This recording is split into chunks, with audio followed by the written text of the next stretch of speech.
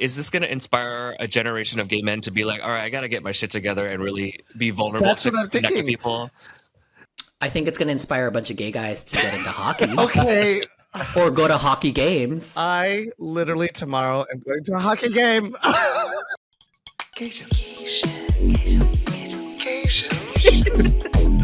Literally Gaysians. Literally Gaysians. Well, welcome to Literally Gaysians. It's been a few weeks since we've back. This is the podcast where we talk about literally Gaysian shit. This is my co-host, Bao, and we're actually in the same room, but we are so technically inept, we have to pretend we're not in the same room. So, welcome, Bao. Why are you here? Oh my God, I do hear this really weird echo, but we're just going to power through. Yeah. Remember when we recorded our first ever podcast episode together in a room and we had to delete it because we kept for everyone, not only was it so bad, we were also very drunk and it was very incoherent. And we are recreating that today. Yeah, and it's making me highly uncomfortable because every time I see a good TikTok podcast clip, they're always sitting on a couch with their nice cards, and we're always looking like we're on a team call at work. But we're scrappy, and that's okay. And so you're joining us for the official Gaysian recap of Heated Rivalry Season 1. And yes, I'm joining you from SF because I partied with Chris for 12 hours yesterday and surprised him for this huge New Year's party. I was gagged. Arthur was like, "Oh, don't you know that there's a surprise guest?" I was like, "Who's it going to be?" I did not think it was you. I thought it was going to be Monet because I was hoping for her, not you. But I was even more gagged. I got to the party. I was like, this bitch, she hit it. She was Oscar winner Bao, acting like she wasn't going to be around. She messaged me yesterday going, I wish I could come party, but it's okay. I'll see you next time. Stupid cunt. I know. I love that. I had a sad New Year's Eve. I went to a party at 2:15 a.m. and then they told me, you know what, this closes at 3, right? And I had just gotten ready to party, and so I just went home and watched K-pop videos. Yeah. I paid $6 to coat check something for like 30 minutes. It was so sad. And I decided at 7 a.m. to buy a ticket to go to SF. And here I am. And we plan to record today, and so that's why we're in the same room instead of remote. SF and LA. But even better than that, we have a special guest. Mm-hmm. Joining us is someone who's actually, because this is our Heated Rivalry recap episode, we have a special guest that actually auditioned for Heated Rivalry. So let's go see that clip. Ilya, it's time to hit the showers. Ilya, it's time to hit the showers. Ilya, it's time to hit the showers. That was a great game, wasn't it, girls, fellas? I loved getting a hole-in-one. I love hockey, especially here in Toronto, doubles, loonies, beaver tail, poutine, ketchup chips, milk in bags. I'm sorry, I don't know how to be Canadian. It's okay to come in my cottage. I'm on prep. I'm sorry? You want me to be less gay? I can do that. Hey, no. Oh, you want me to act as a straight guy, acting as a gay guy. Everyone, please welcome to the internet's favorite Gaysian comedian, Kevyn. Kevyn Fong, welcome, Kevyn. Oh, Canada. So I live in Canada now. We're filming this live from Canada. I have a husband. His name is what's his name? Hunter? No. Oh, we'll talk about Sean Hunter soon. Doesn't that sound like a porn name? Yeah, it sounds like a site. Yes. Hi, guys. Thank you for having me on Literally Gaysians. Welcome.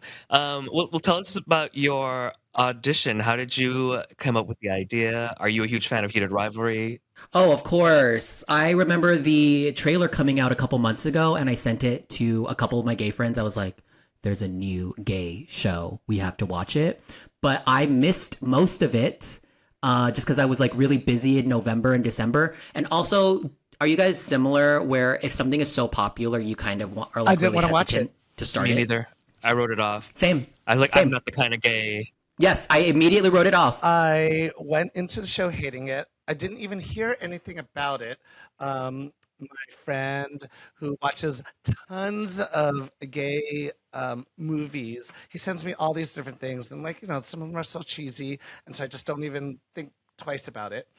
And I just waited till it came out and watched it. And that's when it hit me. I went into it hating it and was drawn in.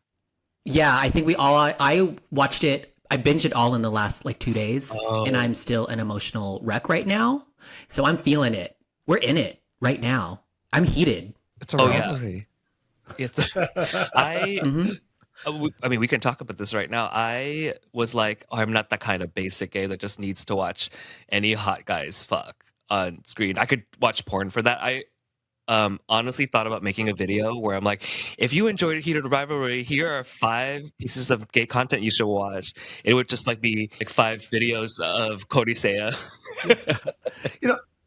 Oh, sportswear. yes. And I'm a bad Gaysian in that I don't watch BL. I'm not into it at all. And so because it's basically a North American BL, I was like, ugh, it's just romance, it's smut. But then all of a sudden I'm like, oh, it's romance, it's smut. Yes, no, the writing is really good, the directing is really good, the cinematography is really good. Everything really changed my mind about this entire show, because usually we already make a decision once we see the trailer, but once there was like all this internet like noise about it, I was like, okay, is this just a fluke or should I really give this a chance? And once I did, I was like, oh, I'm sold. I'm in. I need to see more hockey butts. I need to see more Russian hockey butts and more Canadian butts. Like give it all. Yeah, give it all I was about to make my whole personality just hating on Heated Rivalry for the rest of my life. But I was like, but for me, if you want to be a very informed hater, you have to watch the source material. So I'm like, I'm just gonna watch it so I can be very well informed in hating it. But it was impossible. Okay, see, I thought you were going to come into this hating it because the first 2 weeks when it came out, the text I got from you was like, I'm just not into this. This is not for me. And so I thought we were going to have a heated rivalry for this episode. I didn't. You became a follower. Yeah, what made you change your mind, Bao? There are 2 things. I think the first thing was episode 3, the episode with Kip. Interesting. I thought was just the episode just with all well the done. Yes. Okay. Yeah, I love a good swoon, Yes. an innocent swoon. Oh, the barista with the ass. And Let's the talk body. about that. What art student and a barista, what poor art student that's also a barista has a body like that? When he came around that corner, I said, what are those giant thighs? What are those 2 watermelons in those pants, sir? She She's can't never afford at an Equinox membership on that blueberry shake making salary. I was so jealous. And you're a poor barista trying to get into grad school. You're only eating the food at the cafe. That's free to you.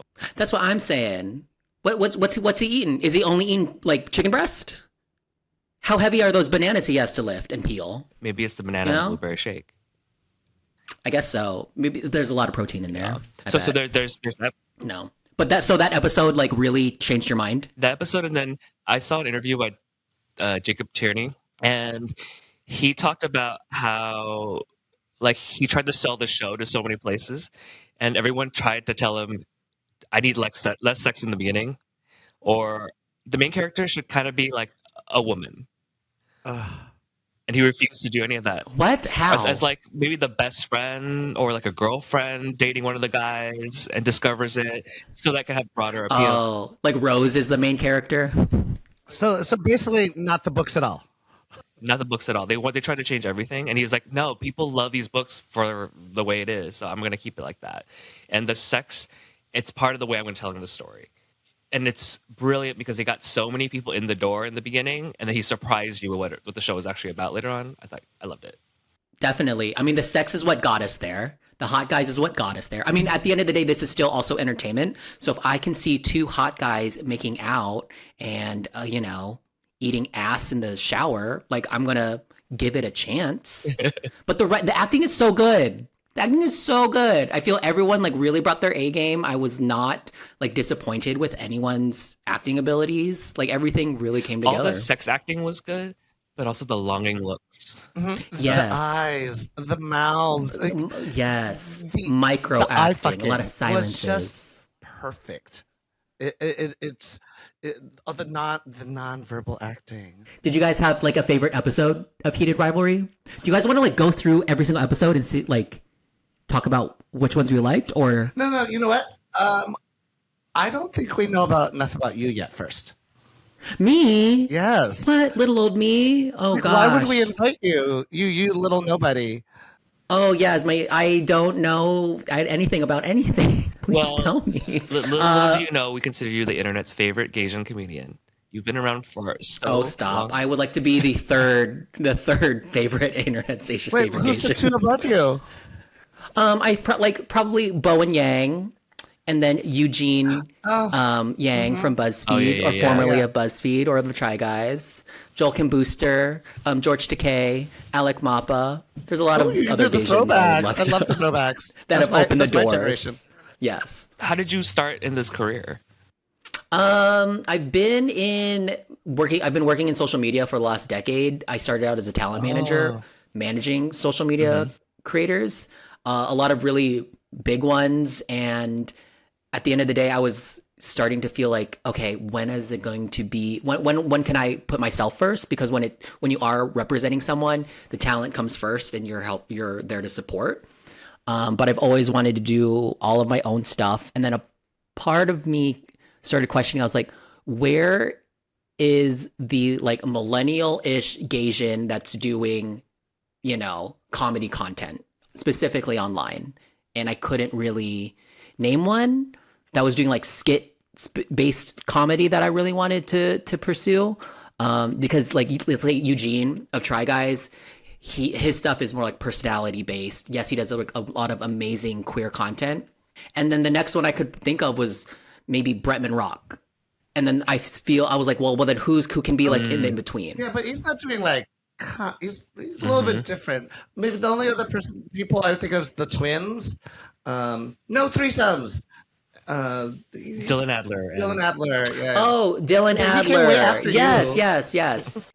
Yes, we're he does like a lot of stand up, and he's also like a singer. He's amazing, and I feel there's this next class that's finally kind of rising up together, and yeah, so I just started doing it, and then one thing led to another, and it's one of the things where when one video takes off, then the other ones start to, but it's all about consistency. So just been doing it for the last couple years. So What is the video that took off for you?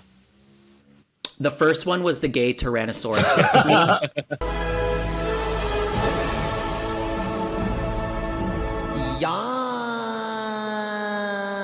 Yes.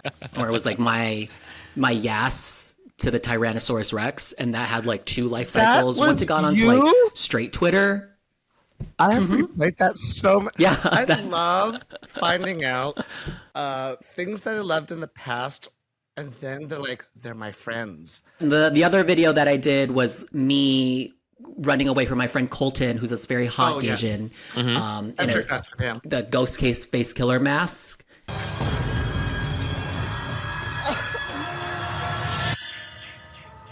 Right.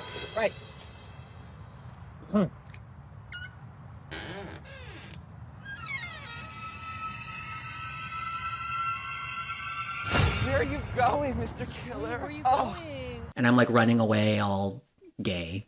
So that was the next wave. So now I'm just doing like a lot of skits, and I've been working with like some of my favorite content creators who I've looked up to. It's been a really fun journey the last couple years. Yeah, so you said that being a content creator requires so much consistency. It requires being on a line a lot. What strikes me as being really interesting about you is that you're pretty outspoken about how social media is one of the huge drivers of anxiety for you, but you found kind of ways around it. Can you talk a little bit more about that? Yeah, I went on a dumb phone digital detox for the last 2 years. I completely switched to a flip phone in 2023, and I kept with it for a full year. And that was the best $80 I've ever spent, because I was able to still do the things that I could do while cutting out the noise. So all that noise of like scrolling, like, and then you just see like hot guy, cat video, mass shootings, like President Trump, oh, hot guy. Like, it's like all this mental gymnastics we go through. Oh, someone got married, someone has a baby. Oh, I'm jealous of this person. Oh, this person got on this red carpet. How did they get to, like all of these things start to just accumulate, and it's just all this noise. But once I cut all of that out, I went so extreme that, so I have an assistant that helps with my uploading. I made him change the password so I'm unable to log into my Facebook and Instagram. I feel like because deleting it doesn't work. need to do that. You will just re-download it. Oh, going on the web browser version, that don't work either. You're still consuming. And so I kind of like flipped everything 180. And ever since then, the systems have continued to work. I don't have Instagram on my phone or Facebook, and I make all the content, and then I have an assistant upload it. Did you used to be obsessed with looking at the comments and how they affected you? Yes, and once I cut out that noise, life has gotten so much better. And people don't know that you can actually restrict a lot of comments. You have actually a lot of control over your algorithm. If you want a specific word to not show up on your page, like for example, the word faggot, I like blacklisted from all my social media. Don't get any messages from so me? no one can. Is that why? That's why I don't see it. That's why I don't see it. There's faggot complimentary, and there's a faggot derogatory. Faggot derogatory, yes. Exactly. And which one were you trying to say? Complimentary. Always. Like, oh, you're my favorite faggot. But then, yeah, I love how that word is coming back, and we're kind of reclaiming it and using it a lot more in like a loving way. It's also a very good descriptor. Like if you call someone a faggot, you get a visual. Yeah. But I get yelled at by a very good friend of mine for using it around him. And it's just part of my vernacular, and I catch myself, and he's like, don't say it around me, but I still say it around him accidentally. I'm like, I'm sorry. I'm like, I quickly catch it, but I still say it. It's bad, but I say use it when you want to, which oddly, we didn't hear that word in Heated Rivalry. Yeah. Like ever. I think it's very purposeful. Yeah, maybe that's a story we've heard too many times. Yeah, but there was only a little homophobia in that. They touched it only a little bit, right? Like I think with Ilya's life in Russia, with his brother.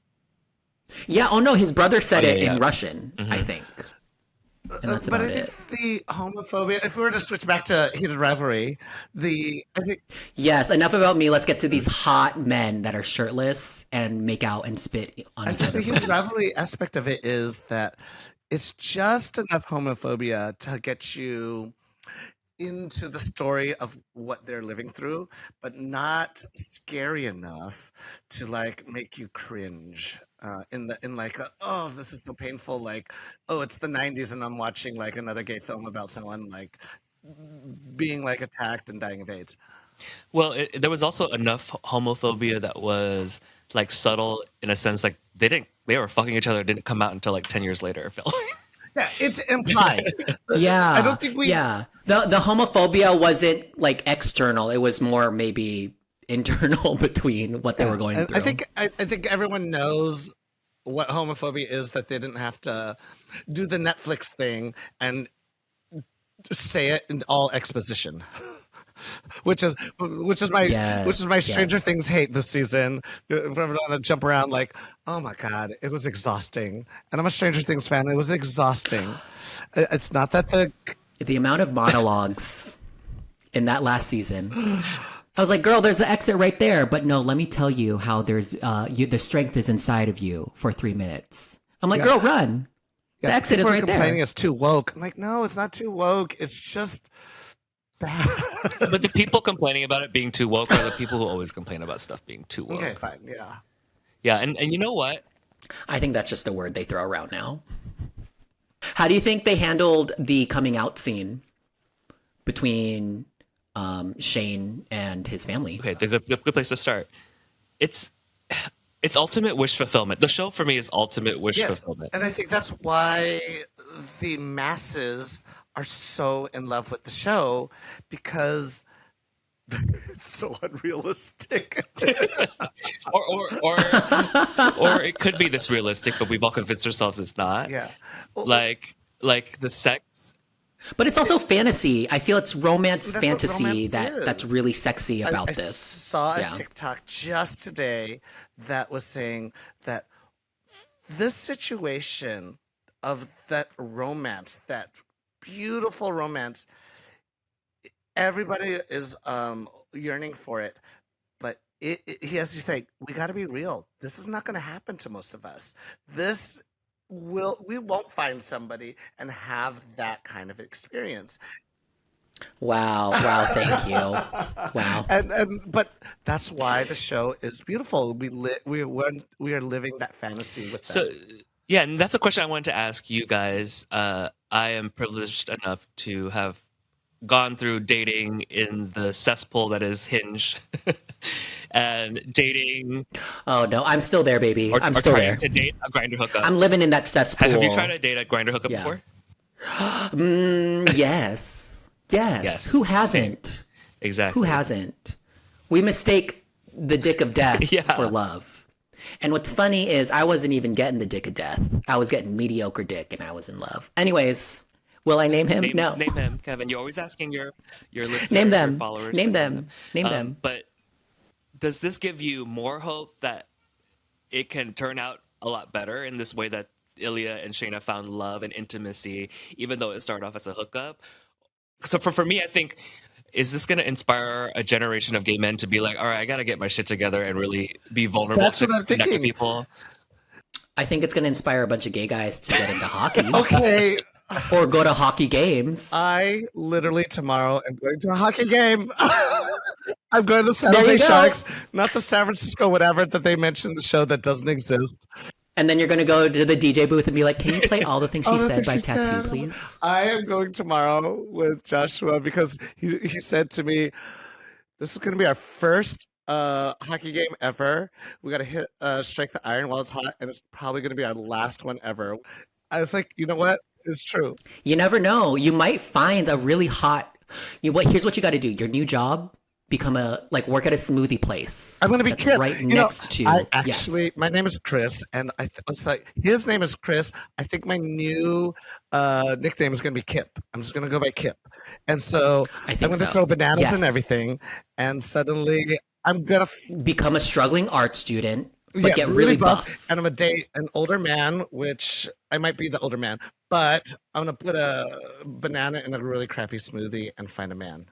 Wait, so you both don't think love. it's going to inspire gay guys to really think about intimacy differently and not ghost people anymore and be more honest? I mean, the whole last episode was about them being as vulnerable as possible. So maybe by leading through example, that's great. But I don't see gay guys being vulnerable. Through autism. This is vulnerability through autism. Yeah, one thing that I think the character Shane is actually on the autistic spectrum. Yes, as the writer has said, she's made it canon that he is not coded. He's autistic, just he himself doesn't know it. And the weird thing about it was, I was watching it and identified with him, and I'm like, oh God, am I autistic? All those things were like, of course I would say that. And I think you just wanted to be Shane and get fucked by a really sexy Russian. Maybe that's what your body was telling you. yes, baby. and both can be true. Oh, yeah. Did you try to take a test to discover if you were autistic or not? You always take those tests. Well, it is highly comorbid with ADHD in some cases. So ADHD Is it an online test or a professional taking these tests? Is this a BuzzFeed quiz? Is the BuzzFeed quiz like, which Disney princess are you based off of how autistic you are? If you identify with Mulan, then you're really... No, I'm just kidding. You have definitely shown your millennial side. Oh, yes. Oh, yeah. Through a BuzzFeed quiz. Yes. No, it's worse than that. It's a random Reddit thread. Does anyone else feel like after they watch Heated Rivalry that they might be autistic? And suddenly just everyone, this is a great thing so to many do. comments after upvote. Yeah. So, Kevin, you asked me about what I thought about the coming out scene. And So look, wish fulfillment is one thing that I take from the show. Like, you wish you could always hook up with someone that hot. Because grinder hookups, 8 out of 10 times for me, it's like awkward. Oh, Maybe 2 times it's hot. And depending on how horny I am. gotcha. Or how much work it took. You know? Yes. But then Because we're thinking of the end situation. You know, we're thinking Yes. it's hotter than it, like the lead up to the actual sex is hotter than the actual sex. Well, it's goal driven and not process driven, and which is, I think, a very gay thing to be very Yeah. goal driven in that moment. yeah, my worst self is when I'm trying to squeeze a hookup in before another event, like dinner. Oh, or like blah, right blah, after and this it's like, podcast? maybe. No, I have a boyfriend. Well, he gave me a free pass in the SF this weekend, which I have not used. But Oh, use The it. free pass is gonna the free pass is gonna be like dumplings tonight. Yeah, if you got that consent and that permission, use it. Because I mean, will it does that expire? yeah, well, so he you know, I always ask him right before I leave. He's like, "Have fun," and I'm like, "How much fun?" What kind What of does that mean? what kind of fun? Open to interpretation. Yeah. And then Like then we talk supersized about it, fun? like, he's like, "Don't go home with anybody. You can make out with somebody." And he's gonna edit this, so he might decide to edit this out because no one's here about Hi, this. but- Corey. He's gonna repeat He's- it 3 times over. Yeah, he's gonna clip this. This is what's gonna go as the clip. Yeah, because we're not open. Because we had these conversations about like annoying open couples, which none of my friends are, for the record. Mm. But like, I mean, there's a spectrum on Wait. that too, on there's a annoyingness. spectrum. Because someone asked me like, are they the annoying open couple or are they like just chill? And I'm like, it depends. For me, it's experienced open couples are less dramatic about things, but newly open couples They're suddenly always proselytizing about being open. they're aggressive as hell. Aggressive And to then- who? Single people and other couples. It feels like the single people never get to meet each other because the open relationship people They are just, claim like, them. pouncing on them. And I think, claim that and if you're I- single, the prospect of 2 people is more sexy than just 1 person. You know? Yes. And then when you're 2 people pursuing 1 person, you have a staffing advantage. You Yeah. have more people. Exactly. Actually, I call it a staffing advantage. It's all about labor. It's all about labor and capitalism. Do you think Ilya and Shane are in an open relationship? I think that's a season 2, season 3. thing. Maybe. I haven't read the books. I'm getting monogamous vibes. I'm getting monogamous vibes from them. But that's also wishful thinking because that's what I want. I'm like one of the few gay guys that want a very close relationship. I used to prefer a really close relationship. I had an open relationship in my last relationship that like was kind of traumatic. We're all good now, but then slowly I might be open to the idea, and I think my boyfriend's open to the idea eventually. But right now we're just like, girl, we're too busy. We're too busy taking naps and being at home. Like, just the prospect of trying to. That's a lot of work. It's a lot of work. Yeah, And I think here's I'm just me lazy. like wanting like a 5-way boyfriend thing for the past like 20 years. Watch I meet somebody who's like, nope. Yeah, and also don't want the community to talk about me like the way that I hear some of the community talk about some of the couples. Like who? Name them. Say their names. What does it rhyme with? You know? Have they hit on you? Well, I'm taking a long time to answer this coming out episode. Oh yes, the coming out question. of Shane to his parents. Go. Again, ultimate wish fulfillment. Like, I think I wish my parents or my mom would say the exact same thing that they said in that scene. All right, so spoiler alert for those who haven't watched it yet, you know, close your ears, but the coming out episode Oh, we should mention that. Oops. it's on episode 6. So if you haven't seen it yet, close your ears. Just a little recap. They're caught. And most Ooh, people, it's traumatic.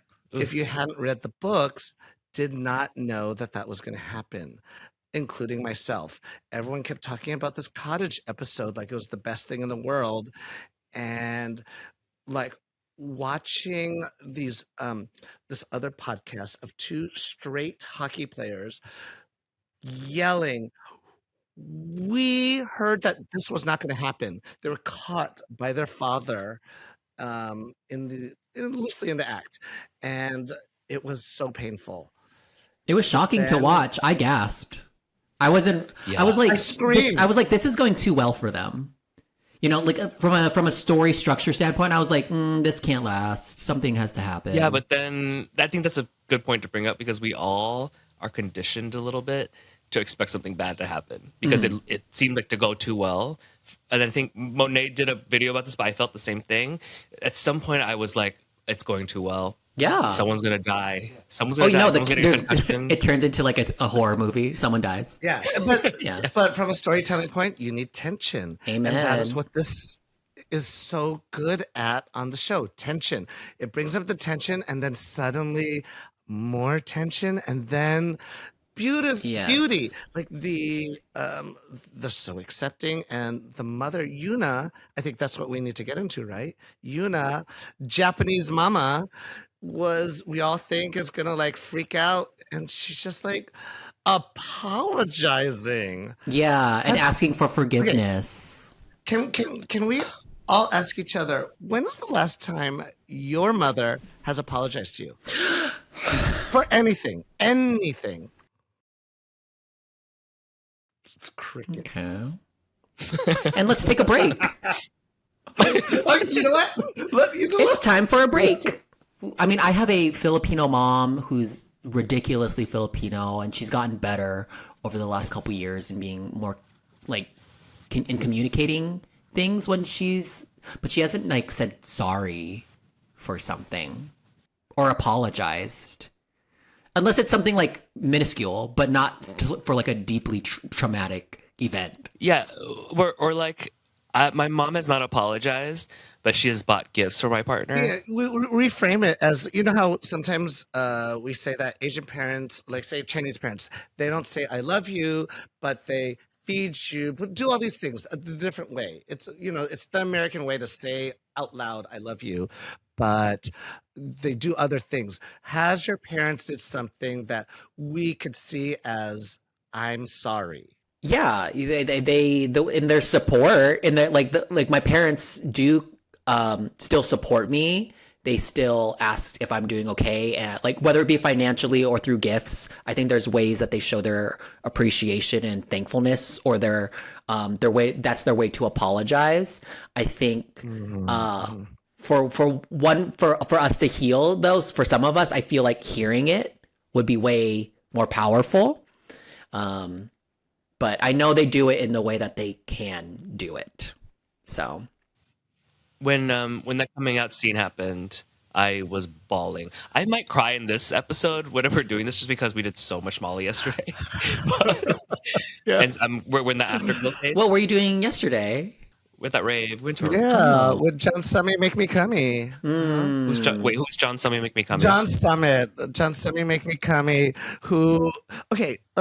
weird tangent. John Summit, a lot of people are saying looks like Shane Hollander, and he's got that like kind of like the baby cheek fat, and apparently The baby cheek fat. a lot of people think that John Summit is part Asian. Is he? Just because he's got hooded eyes doesn't mean he's part Asian. Let me look It's him not- up. That I know of. Let's look him up. That's a stretch. What's his name But again? a lot of people are saying that Shane looks like John Summit Make Me Cummy, John Summit? who loves the gays. He No. looks so white. But Yeah. it could mean nothing. He Teach could it be out. part Asian. Wait, where is this make me cummy? Where's this make me cummy thing? It's just because everyone's in love with him and wants to suck his dick. Oh, I thought that was his actual name. You know how the bar is really low, like for like a young, decently attractive straight guy to be like, I love the gays, and like that's the And way then to just get yes, gay fans forever. definitely. So I was like Diplo saying like sometimes I get my dick sucked by a gay guy, and then he's like hanging out with RFK Jr. and we're just like, it's fine. He sucks dick. He lets his dick get sucked. We'll give by him a guys pass. sometimes. The gays will still love him. No, the actor Shane, Hudson Williams gives me young Keanu Reeves vibes. That's Young Keanu Reeves is the #1 hottest guy in the world ever. Girl, Speed. I look back at that. I said, Ugh. give me that shaved head. Ram that bust into me, please. and at The that time I Matrix. didn't even know he was part Asian. I was still in love. Same. I just thought he was like. buzz cut Keanu. Ooh, I know. buzz cut Keanu. I know. If Shane Hollander gets a buzz cut for season 2, ooh baby. Oh no, Ooh. it's going the other way. Oh, Ilya shaves his head? No. Oh. In the next books, he has long hair. What? He grows it out. Um, Like a man bun? it's gonna I'm into be that. It's the year 2020 and the pandemic happens. the actor says he refuses to have a man bun. He'll grow the hair out, but Mhm. no man bun. Ugh. So, but if they're being period sensitive, he will have an ugly man bun. We'll see. We'll see about that. I feel they'll rock anything, honestly. Because is it supposed to be the year like 2018? I think by then, yeah. Okay, the time jumps are wild. Girl, Yeah, let's they talk should be about wearing a lot that. more I skinny wasn't jeans. ready.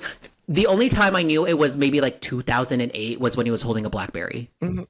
Oh, they were having The blackberries. clothes didn't really indicate to me mid-ish 2000s, but Not the big letters 2008. I mean that on was screen. the only indicator. Those giant title cards every like 3 minutes saying Sochi 2010. I'm like, okay, now I know, but I looked mostly like for the technology. Like once they went from Blackbones to iPhones and FaceTime, I was like, okay, we're getting closer. When I was in my hater stage of the show, I'm like, the show's so slow, and Corey was like, it literally jumps 10 years Yeah. in a span of 10 minutes. It goes so quick, and to Yeah. think that they start as 17-year-olds in their rookie season. They're and you act 17 when they they know about start? sports. 17, 18-ish. Oh. They're about the same age, a month, year apart, or a month apart in age, and the whole thing is that Shane thinks Ilya is such a manly man, even though like their birthdays are the same year. Okay, so the time spent passing, one thing does give me pause. Okay, my theme is wish fulfillment. Another wish fulfillment thing that I think this show does is like, you know that guy that you have strong feelings for but doesn't want to commit to you but keeps wanting to sleep with you? Yes. Eventually, after 9 years, If they're I gonna keep love you. with it and I keep letting him know that I'm alive, he'll come to me. This is the title of one of the books, The Long Game. And you know, I had that moment in my life actually. There was one guy I met, I Name used him. to work with, Say his name. and Is he a thought he hockey was player? straight.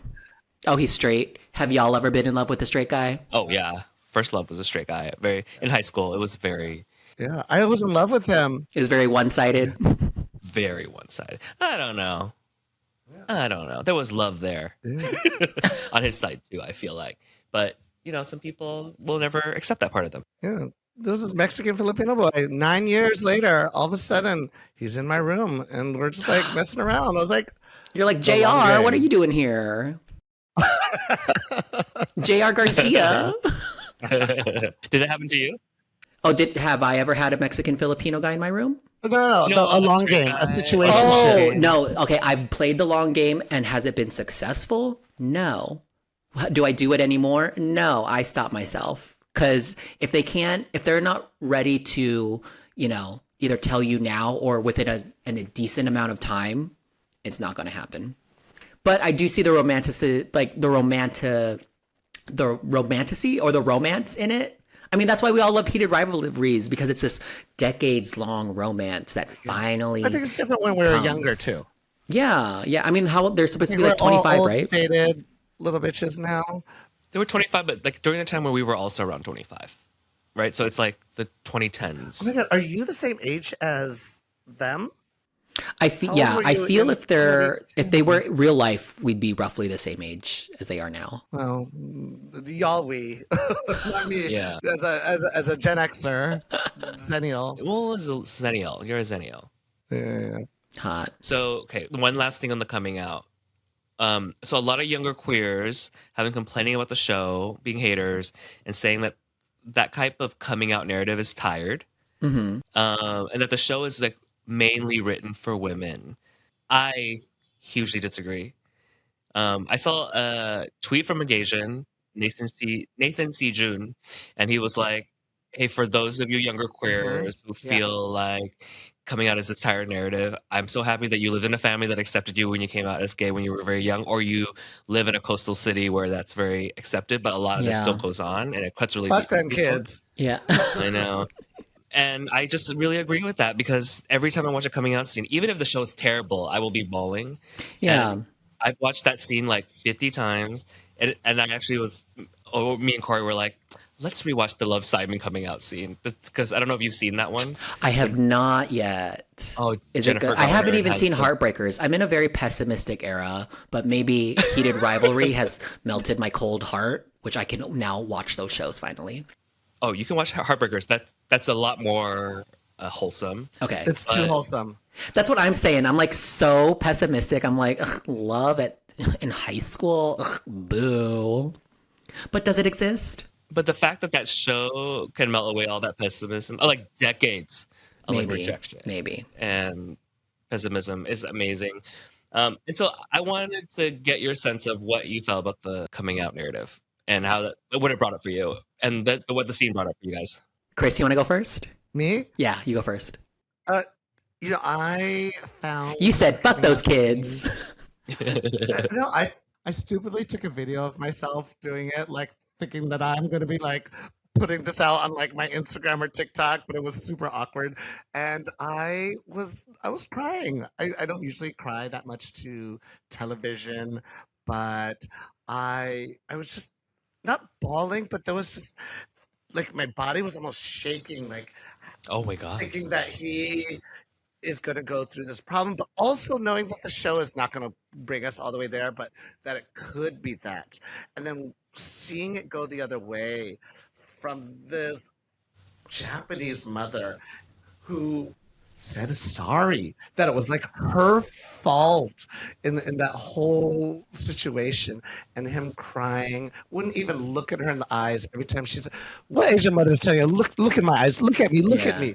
And he couldn't look at her because it was autism, but also that was such a painful moment because he held it in for so long, and he was thinking about what about this whole time that he probably could have said something, because I think he could see it coming that she was not gonna actually blow up at him.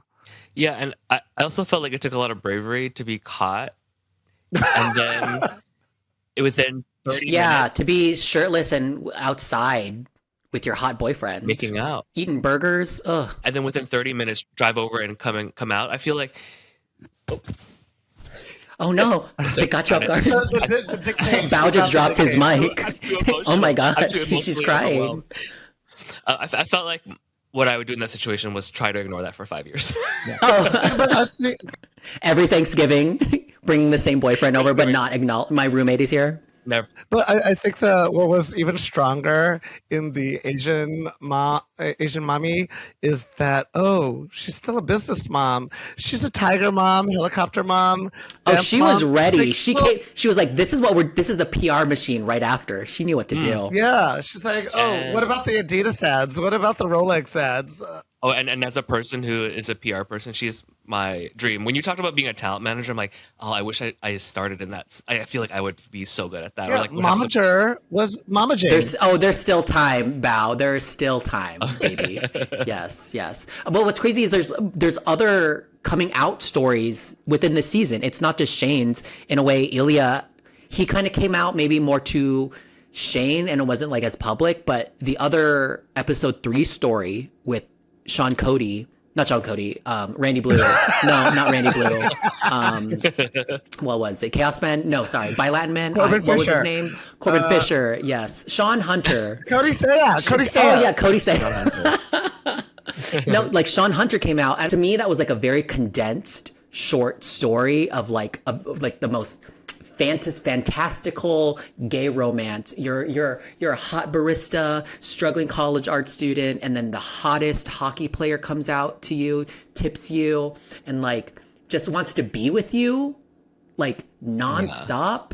But I was wondering when that storyline was going to finally merge with the main storyline, and then when it finally did into like episode 5, it was like, oh. Screaming. Yes. Oh, because they came out, that gave, Ilya and Shane the bravery to like progress and meet at the cottage. Yeah, I'll be honest. That's the scene everyone was posting about that made me start the show. Because everyone was posting it, and I'm like, oh, but I don't want to be spoiled. I'm just gonna watch watch it. And I'm like, the first two episodes, I'm like, whatever, let's just get to episode 5. It's not gonna take that long.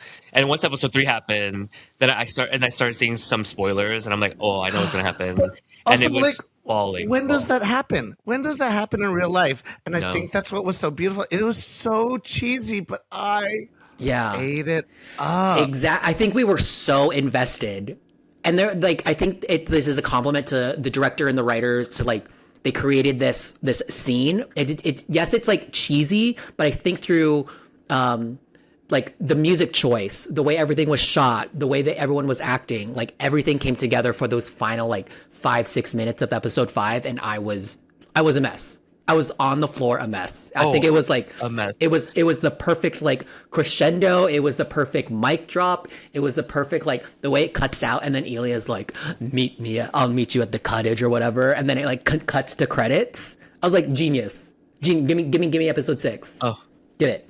Oh my god, I can cry thinking about it right now. I guess that my know. emotions are very raw right now. But it also, this thing makes no sense. It's like, hey, I haven't seen you for like 2 years. You live in a different city, but suddenly in this small crowd, I spot you. Yes. Yes. It makes no sense. And how did Kip get tickets to that show? Not show, sorry. That hockey game. To that theater review.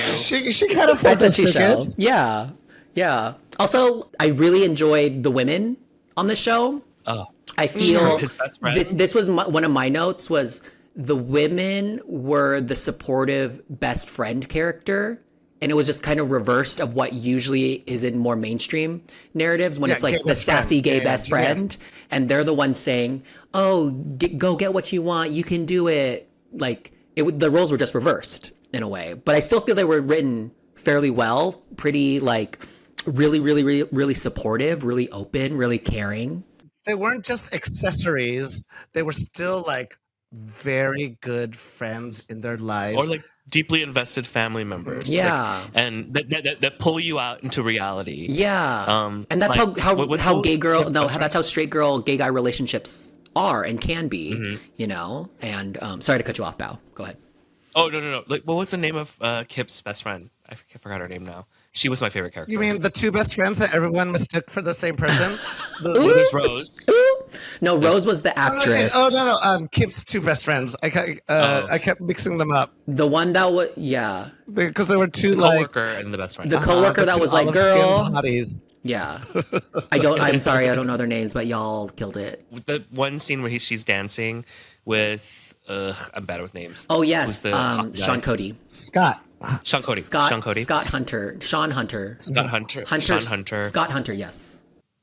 And then telling him, like, he deserves the best and you better treat him with the best. Okay, I thought that was really cheesy, but who's going to do that? Yeah, but it also, worked. I ate it up. I ate that cheese. I did not need no pep. Like, I'm she good. said the things that Kip could not, and it really turned the tide for everything. Yeah, I think true best friends do that. Like, yes, you've been like really honest with me about stupid shit I do. I've one best friend. I've literally said to you about like some of the guys you've dated, like either he's awful or you need to be okay with him just liking you. Like, yeah. You know, there are friends who just say it out loud to you when you need to hear it the most. Yeah, I had one of my close girlfriends, when I thought it was a good idea to date a guy with a boyfriend who wasn't open. And just, I don't know if you've ever done this. You know how like women, like the entire storyline is women who date married men and think that they would. He said he's gonna leave him. Yeah, he's gonna leave her in like 2 years for me. Once this thing is done, I was like strung along that way. And I wasn't strung along. I believed a story in my head about it. I wasn't being strung along. I was completely responsible for that decision. And then like she told me like, hey, this never works out. I've done this before. It never works out unless they actually tell you a specific. Yes. I don't know. You don't believe him until you see the divorce papers, or you don't believe and them even until they then, broke it up. Until they're moved in and they give you that ring, baby. Unless you want that ring, I don't know what you want. You know? Yeah, and then I think it pulled me out of the situation that I was sort of like caught in for a while, Well, it reminded me of that thing. I mean, does some people say if they're cheating on you and will leave, or cheating on somebody to leave them for you, what stops them from doing the same to you? But I'm not saying that is like the message, but I think that's something I used to think when I was younger. Yeah, and but sometimes I feel like things have changed. Yeah, more and more in this community, cheating is sort of like less common because everyone's open. You know? Yeah. Is it cheating if it's open? My answer is no. Because it's open. It is not. Or you didn't establish so those rules, baby. But continue. Yeah. Establish boundaries. So I also love Rose, the character that Yes. Shane dated was for she a while. Mystique-coded? Was she playing Mystique in X Squad? Like watching them painting her blue. Was she Rebecca Romaine? Was she No, Jennifer Lawrence. Yeah, Is that what she's Jennifer supposed to be? Lawrence. She's the Jennifer Lawrence looks like she would date a gay man. She's the Jennifer Lawrence of Canada. She was being painted blue, right? She's like, I'm in this new film called X Squad, and they're painting me blue. I was like, oh, Mystique, girl, that's who you are. And you know, it was coded in the best way because every fucking faggot loves Mystique. Oh, 100%. She's the girl. Her and Storm. Yeah, yes, of course. Yes. There is a bit of representation in this movie that's relevant to us as Gaysians, in that Shane is half Japanese. Mm-hmm. In the show, yes. Yeah, I can't tell whether it's lightly referenced or like referenced just enough. But is that important to us as Gaysians? Like, and does it need to be important to us? Like, what did you guys think of the representation of Shane? I'm intrigued by how many people who don't know or think that he is part Asian, before and after watching the show. I have a hater friend, and Name them. could not. You have this friend. They have no names? I urged him to watch it because, you know, this show is part of the collective conscious right now. It is the zeitgeist. Everyone is talking about it, and not just the gays. Yeah. And so I thought, you know, you need to be a part of the conversation. He watched it. He still didn't like it. He's like, I don't want to talk to you about Heated Rivalry. I will never talk about it. I don't watch shows that are centered around white people. So I found that. I felt the same way. I felt the same way in the beginning. Which I found it as Hapa erasure, Asian erasure. And this came from a Hapa person, too. So they obviously didn't know, though. Or watch it, yes. Or watch it, yeah. I don't think that's in the marketing. Yes, he is, you know, the awful phrase, white passing, but they put more of his Asianness in the show than is talked about in the books. And I commend Tierney for that because I think it added a level of complexity to his character. Yeah, and to not talk about his identity, whether it be through his parents or just in conversation, I think it actually lends to Shane's character even more. As an outsider, I loved it because we know that world. Us girls, we know that world very, very, like the Gaysian world very well. But for an outsider perspective, I think they need that information because they wouldn't know. I mean, he also has like this ambiguous look.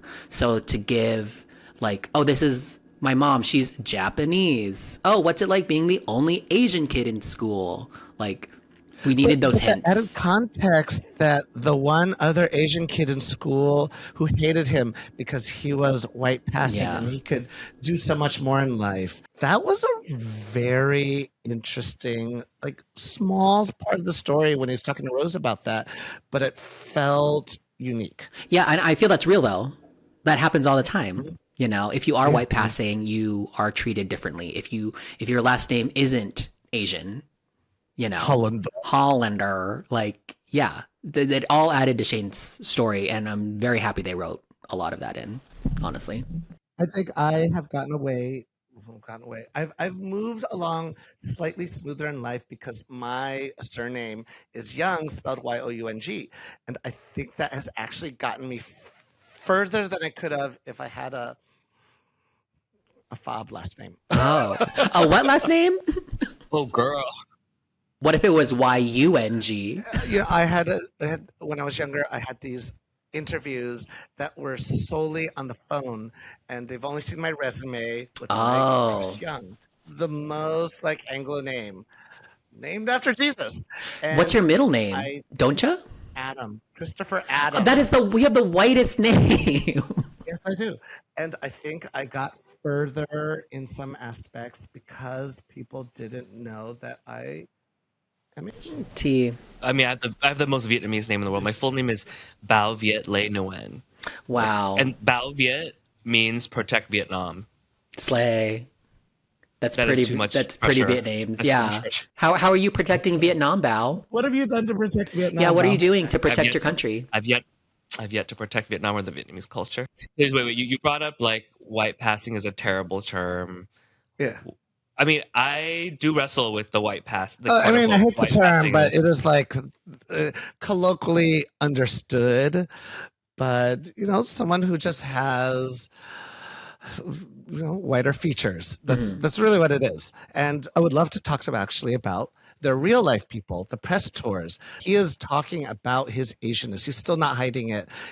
And Yeah. did a 20-minute video about his Korean skincare. Oh yeah, sorry. and his shirt was off. What? I didn't watch that. What? And but also there's this other aspect which I'm coming from, like he has this frat boy vibe about him, which I see like these San Jose Asian frat boys kind of overcompensating sometimes for their Asianness of being in America and always being feminized, and so they'll go full the other direction and just like bro it up as hard as they can. And I feel like he has aspects of that, but is also sensitive, and it's beautiful.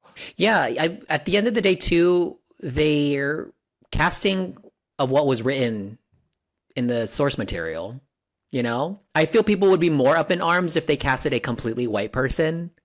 Like a very Scarlett Johansson, a very Emma Stone type of thing. Like, I'm glad they actually found a Hapa actor to play this.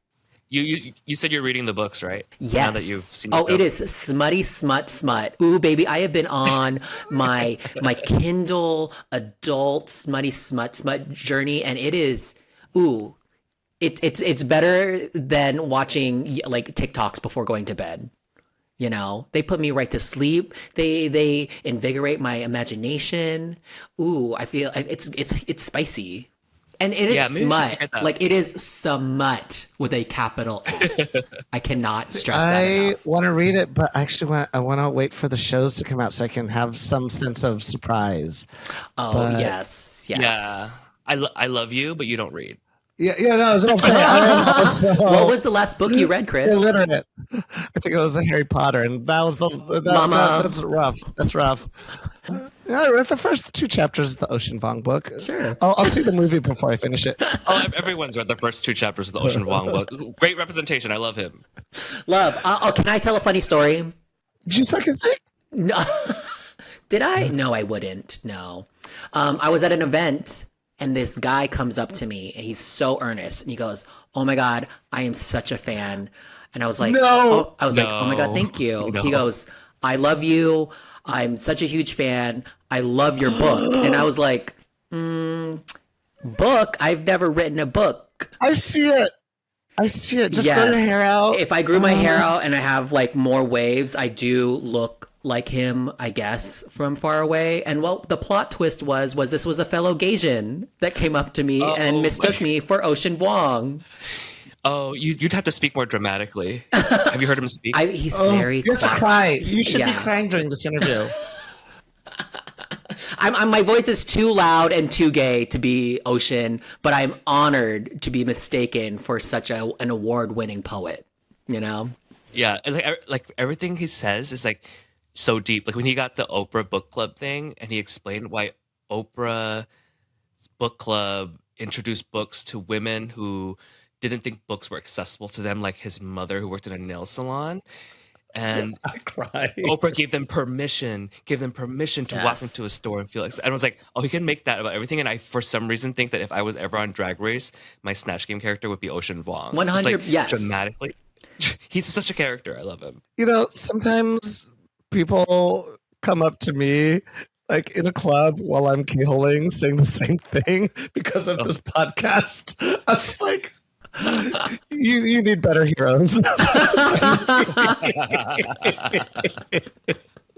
You're like, you're cute, let's make out, but you need better heroes, baby. I wonder what Ocean's view of like Heated Rivalry is? What like amazing, beautiful things does he have to say about the gay Asian experience of Shane? We should have him on the podcast. So Yeah, just call her. So, we won't like talk about anything like deep. We're just gonna ask him like smutty questions. You're just gonna be like, have you ever been to a bathhouse, Ocean? Are you a bottom? Do you like poppers? Yeah. What brand of poppers do you like? I bet you he does. Okay, so on the representation front, you brought up something before we started recording that I didn't even realize, is that in the show, they found the one working black Russian actress to play Svetlana. Was she? How does it compare to the book? And then what else do you think about it? I am not that far in the book. Did you read the book? No, but as I understand it, like they've rewritten her character to be like a much closer relationship, and everyone seems to collectively online, because I am chronically online, says that they love the TV version so much more than the book version. Not to say that the book one is bad, but that they've added to her character and the depth of the relationship, and she is just so amazing. Like that, his childhood friend understands where he's coming from, and also just like finding this Black Russian actor in Canada to play this part so beautifully. Yeah. Also, the actor Connor that played Ilya. Oh my God, he's Russian. He's not even Russian. I heard he just learned it for the role. I said, baby, that's some good Russian. Now, do I know Russian? No. But it sounded really good to me. So I looked this up.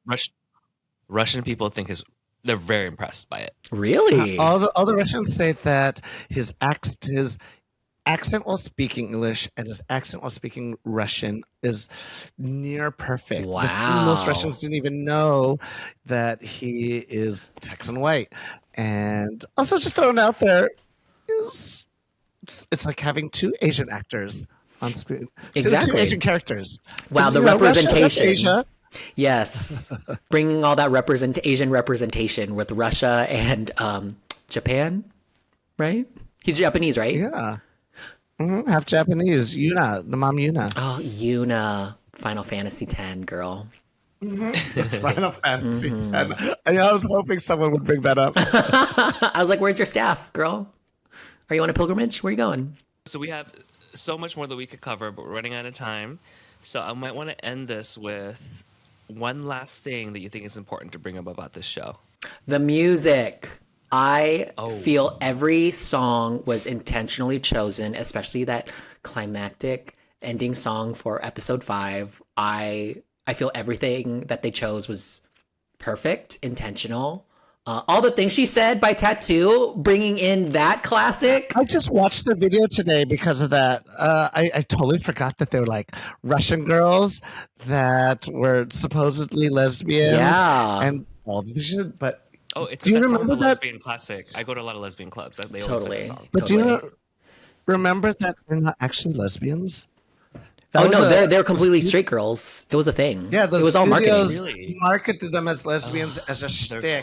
But it doesn't matter. They're still lesbian-coded, and that's what all the little queers were in love with. Yes. So I was at a what we call a New Year's Eve party at Apartment 503. So Justin was DJing. Kevin, we know Justin. Ooh, hey. And then the DJ before him dropped all the things she said remix from the show. Things you said. Really? Things you said. Yeah, everyone was just like dancing around, feeling sexy and like screaming and taking their Everyone's making out with girls. Yeah. I think when we go out tonight, we might hear it a lot. Like I feel like it's a thing that everyone has to drop now in their set, and that just drove everyone wild. So I agree, the music was great. I think what I have decided was that sometimes it's okay to like things that white gays make. I was just about to kind of go there because, like, we went into this hating it, and I loved it. Like, I have been obsessed. I woke up for work today after, partying all night. Was supposed to start work. I spent an hour in bed looking at Heated Rivalry TikToks. Just like They're so deep good. in it. I don't know That's your why this algorithm has now, taken baby.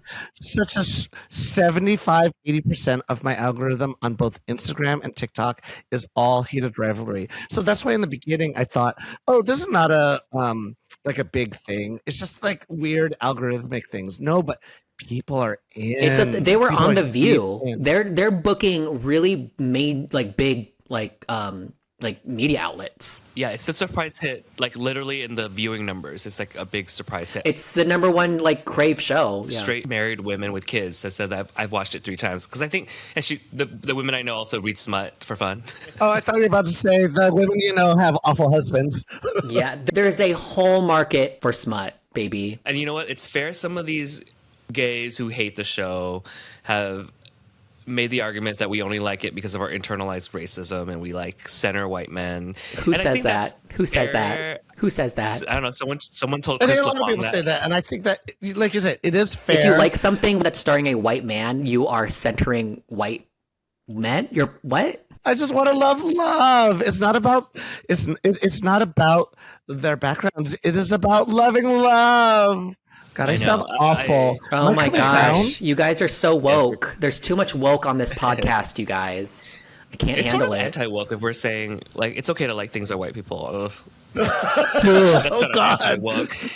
They've won. The other side has won. Wow, Bao. But Bao's like, I have a mostly white friend. I can say that. I have 2 white friends. Wow, okay? wow. He just did a good job, and it reminded me of a comment that my boyfriend made. We watched this movie called Rental Family, and it's a Japanese movie about Brendan Fraser, who's What's new?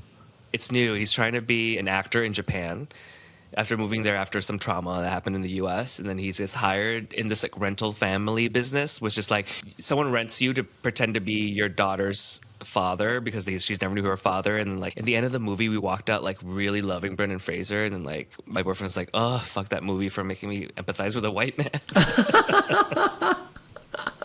And I was like, you know, sometimes if the material is good enough, it's totally fine. And Jacob Tuna did a very good job.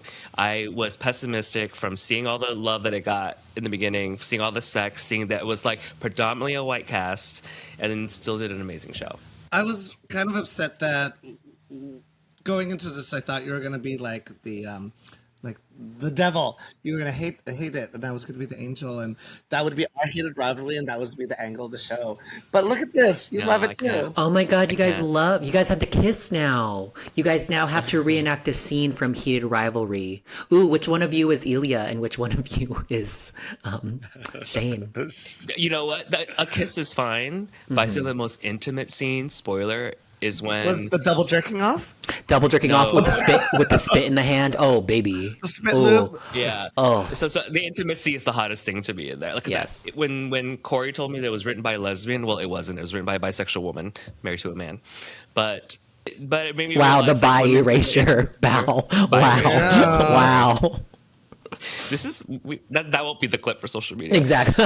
Clip it. Clip it, Corey. So the scene that was the hottest to me and made me bawl the most was when Ilya tells Shane, "My mom would have loved you the way I loved you." Oh my god! I cried Oh right my I god. was. Yes. That And then was he a horrific moment. I loved it. now. Serious, girl, I would cry right now. I know. Seriously. And then when he said "I love you," and then Shane said it, but like that scene got me. That really got me. When he's talking about like the future of this is the charity we're gonna do, and you're just gonna be 2 hours away in Ottawa. This is what I dreamed of. Like, and he's like, "You thought of that?" I was like, "Oh my god." That was the ADHD coming out. He Yeah. could not sleep. Yeah. It's definitely coming down. This is very raw. It's good. Did you guys binge it all? No, I watched it week to week. And my favorite thing about watching it week to week was the discourse through the week Oh, to let okay. it. That must have been fun. Linear TV, week to week TV, scheduled television is so good. I love binging shows, but being able Yeah. to talk about it with my friends over the week, both people who loved it and people who hated it, I miss that. The water cooler talk about a show, and I think that's something that is going to get completely fucked over as Netflix buys Warner Brothers or whatever, and we're not going to have as much of that anymore. And I want that in shows. And I think that's like kind of my angle about this show is not about the moments in the show, but how it was built, how it's written, and how it's more than just the show. It's the cultural phenomenon that it has become. I am so into it that I love that there are so many people we can talk about it with. Like, it's like back in the days when people would talk about Mad Men or 30 Rock, any of those. We don't have as many shows like that anymore that people are watching at the same time that we can have a collective psychosis about. And I think that is what I love about this show right now, that everyone is stupid about the show. Oh, yeah. We are Together. gooning over these two boys, baby. Gooning. I think women and gay men are talking about it a lot. I wonder what straight men think of it. They're probably watching it in secret. I want to know what the straight boyfriends are who are forced to watch it by their girlfriends. I wonder what they think about it. My favorite are the TikToks of these girls showing it to their boyfriends, and their boyfriends like wonderful reactions to them, both like good and bad ones. It's great. Ooh, I want to see those. We should each invite one of our straight male friends over and force them to watch episode 1. I thought you were about to say invite our mom to watch it. Yeah, invite our moms over and be like, is there anything you want to apologize for? Anything you want to say to me? I'm just kidding. Hint. I think I made my mom watch Double Happiness or one of those like Asian shows with like a parent relationship, and the first thing they said to me was like, "Do you think we hate you?" I was like, "Well, yes, but that's not the point of the Well, a part of me, maybe." And I think a part of you does too, Mom. Yeah, No, I'm just maybe. kidding. Maybe. Oh, I hate them. Yeah, I hate them. Well, there's a lot of... I can't undo decades of homophobia. The trauma of it all. Well, that's the end of our show, but as I promised, we have an important update to share from the podcast. The number one question I get when I'm out. And the me number too. one question Don'tcha gets when he's out. Are you a top? I'd never get that question. It should surprise people that I sometimes am. I love that for you. The question people ask me all the time is, when are you recording another episode, and did Don'tcha find a job yet? Because Don'tcha has been talking about being unemployed in this crazy market for almost 2 years. Yeah, I get people that I've never met come up to me in the middle of a club at Apollo going, "Have you found a job yet?" I'm like, "Who are you?" You're like, "Ma'am, this is a Also, no, I Denny's. didn't. Give me my Grand Slam and go back." But as of this month, since our last recording, I am employed. Yay! Finally. We're not going into the negative filming these videos anymore for literally Gaysians. It's going to We be always great. go in the negative, but whatever. It's content creation. We But can write now, off the taxes. but now I can buy some new equipment. Yes, that'll be fun. Congratulations. Thank you, everyone, for your support and all of your recommendations. They were actually very helpful. Like you coming up to me while I'm in the K-hole, asking me if I found a job yet, and sending me recommendations. That was weird, but great. Is it in the same industry you've always been working in? Yes, in the tech world. I mean, I'm in San Francisco. It is the tech world. Yes. Sexy tech. Yeah.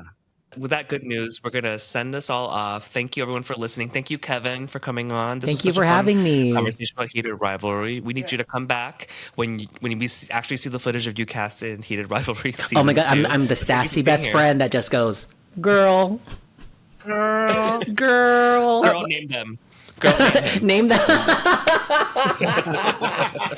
I'm working at that smoothie place and I'm just like, name him. Send us off. Where can people follow you, even though you're much more famous? Oh, wherever, just type in Kevyn Fong, KEVYNFONG. We're not level 4 alpha anymore. So, Oh, Kevyn okay. Fong. Kevin with a Y. Kevin with a Y, yes. And you can join us on social media at Literally Gaysians. And to send us off, we're going to play the closing song in the closing scene of Heated Rivalry. And just like they do in the episode, Kiss, we're all going to kiss. fake talk to each other. Okay, we're just keep. We're going to hold hands. We're holding your hand. We're going to hold hands and just pretend to talk for a while. As we ride off into the sunset.